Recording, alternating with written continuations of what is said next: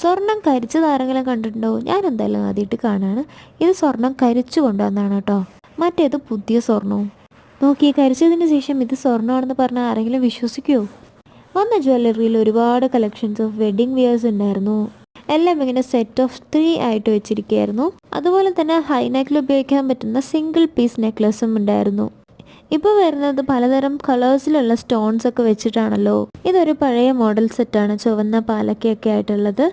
ഇവിടെ ഒരുപാട് ദൈവങ്ങളുടെ ചെറിയ ചെറിയ വിഗ്രഹങ്ങളൊക്കെ വെച്ചിട്ടുണ്ടായിരുന്നു. അതുപോലെ ഇങ്ങനത്തെ ഐറ്റംസും ഉണ്ടായിരുന്നു. ഇതെല്ലാം സ്വർണം മുക്കിയെടുത്തതായിരിക്കും എന്നാണ് ഞാൻ വിചാരിച്ചത്. അതുപോലെ ലേഡീസിനും ജെൻസിനും കുട്ടികൾക്ക് ഉപയോഗിക്കാൻ പറ്റുന്ന രീതിയിലുള്ള ബ്രേസ്ലെറ്റുകളെല്ലാം അവൈലബിൾ ആയിരുന്നു കേട്ടോ.